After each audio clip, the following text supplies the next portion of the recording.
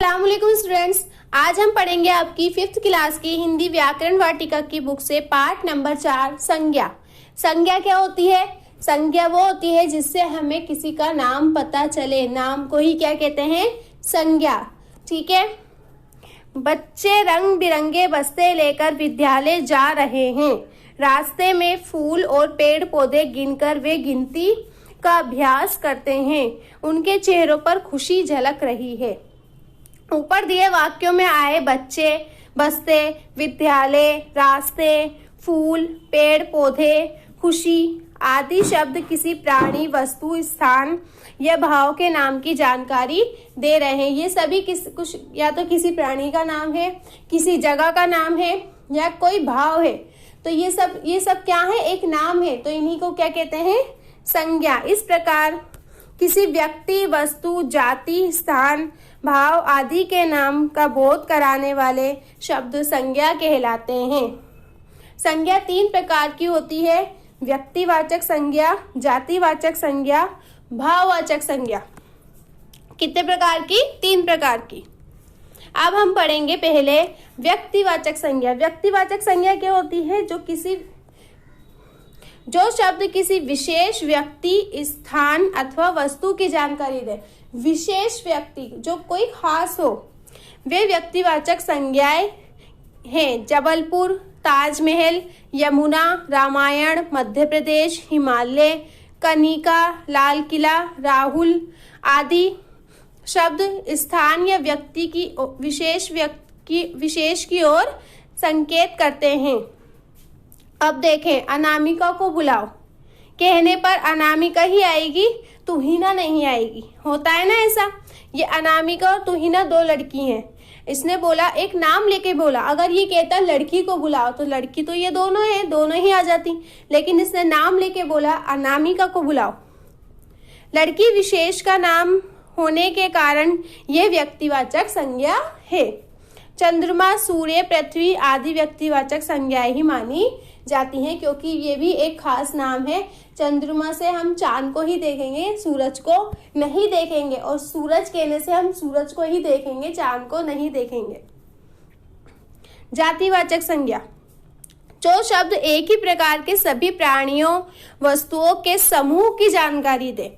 अब आप यहाँ देखिए, ऊपर हमने पढ़ा एक नाम, एक खास नाम की, नीचे कह रहा है समूह की। मतलब उसने बोला अनामिका और तुहिना अलग अलग नाम लिए, उसने कहा लड़की, तो ये लड़की तो फिर दोनों ही है। तो ये कौन सी संज्ञा हो गई? जातिवाचक, क्योंकि लड़की उसकी क्या हो गई? जाति हो गई। वे जातिवाचक संज्ञा होते हैं जैसे लड़का, मैदान। अब देखिए, मैदान तो बहुत सारे होते हैं, लेकिन अगर हम एक खास नाम दे दें उस मैदान को तो वो तो कहलाएगा व्यक्तिवाचक संज्ञा। लेकिन अगर हम उसे एक साथ ही क्या कहें, मैदान, तो वो क्या कहलाएगा? जातिवाचक संज्ञा। फूल भी अलग अलग नामों के होते हैं। गुलाब, गेंदा, चंपा, चमेली, ये सब व्यक्तिवाचक होगा क्योंकि ये इनके नाम है। लेकिन अगर हम इन्हें कह रहे हैं फूल, तो ये क्या है? ये इनकी जाति हो गई, ये जातिवाचक संज्ञा हो गई।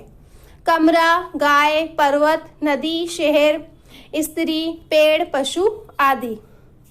अब देखें, यहाँ पर कहा जाए कि सेब लाओ, तो इतने सारे सेबों में से कोई भी एक सेब लाया जाएगा, ना कि कोई विशेष सेब। सेब होते हैं, कोई एक खास सेब नहीं होता। तो ये सेब क्या है? एक जाति है। उपयुक्त उदाहरण से स्पष्ट हो गया है कि फल जैसे आम, केले, संतरे आदि विशेष फल का नाम होते हैं, वे भी जातिवाचक संज्ञा है। भाववाचक संज्ञा। अब भाववाचक संज्ञा किसे कहते हैं? जो शब्द किसी वस्तु या व्यक्ति के गुण, दोष, भाव, दशा, अवस्था, स्वभाव आदि को प्रकट करे, वे भाववाचक संज्ञाएं हैं। मतलब जो किसी की खुशी, गम, उनकी लंबाई, चौड़ाई, मोटा, काला, नाटा, ये सारी चीजें बताए, खूबसूरत, बदसूरत, ये चीजें बताए, वो क्या है? भाववाचक संज्ञा। जिस शब्द का ध्यान करने पर उसका स्थूल रूप सामने आए, वे जातिवाचक, और सूक्ष्म रूप का एहसास हो तो भाववाचक संज्ञा होती है। जैसे कुर्सी कहते ही कुर्सी का चित्र सामने आता है, जबकि हंसी कहने पर खुशी का अनुभव होता है। अगर हम कुर्सी कह रहे हैं तो कुर्सी का हमारे दिमाग में एक चित्र बन जाता है, लेकिन अगर हम खुशी कह रहे हैं, खुशी का कोई एक चित्र नहीं होता, हंसी कह रहे हैं तो हंसी का कोई चित्र नहीं होता, लेकिन उसका हम महसूस कर सकते हैं कि वो क्या होती है, खुशी होती है। भाववाचक संज्ञा बनाना। कुछ संज्ञाएं तो मूल रूप से ही भाववाचक होती हैं, जैसे क्षमा, सत्य, दया, करुणा, सुख आदि। और कुछ जातिवाचक संज्ञा सर्वनाम, विशेषण तथा क्रिया शब्दों से बनाई जाती हैं, जैसे लड़का का लड़कपन। लड़का जातिवाचक है, उसका भाववाचक क्या बन गया, लड़कपन। बच्चा बचपन, मनुष्य मनुष्यता, मित्र मित्रता, मीठा मिठास, ठंडा ठंडक, प्यासा प्यास, भूखा भूख। सर्वनाम शब्दों से अपना अपनापन, अपनत्व, स्वत्व, ममत्व, पराया परायापन, हंसना हंसी या हंसाई, उड़ना उड़ान, लिखना लिखाई या लिखावट, पढ़ना पढ़ाई। अब हम क्या जान गए, संज्ञा के 3 भेद होते हैं, व्यक्तिवाचक संज्ञा, जातिवाचक संज्ञा और भाववाचक संज्ञा। जातिवाचक संज्ञा सर्वनाम, विशेषण तथा क्रिया शब्दों से भाववाचक संज्ञाएं बनती हैं। अब ये जो है यह आपको बुक में पेज नंबर 27 पे करना है। रेखांकित संज्ञा को सही संज्ञा भेद के सामने लिखिए। भारत संसार में सबसे निराला देश है। यहाँ प्रत्येक त्योहार प्रसन्नता से मनाया जाता है। प्रकृति की छहों ऋतुएं पूर्ण सौंदर्य के साथ आती हैं। वसंत में होली का त्योहार मनोरंजन, भाईचारे तथा समता के भावों को फैलाने वाला है। कृष्ण की नगरी ब्रज और मथुरा की होली का अपना ही आनंद है। अब यहाँ जो लाइनें लगा रखी है ना जिसपे, वो हमें ये बताना है कि जातिवाचक है, व्यक्तिवाचक है या भाववाचक है। अब इसमें जातिवाचक क्या है, देश, त्योहार, ऋतुएं और नगरी। ऋतुएं बहुत सारी होती हैं, अगर हम एक खास नाम देते हैं सर्दी गर्मी तो वो व्यक्तिवाचक होंगी। व्यक्तिवाचक में भारत, संसार, प्रकृति, वसंत, होली, कृष्ण, ब्रज, मथुरा। भाववाचक में प्रसन्नता, सौंदर्य, मनोरंजन, भाईचारे, समता, आनंद।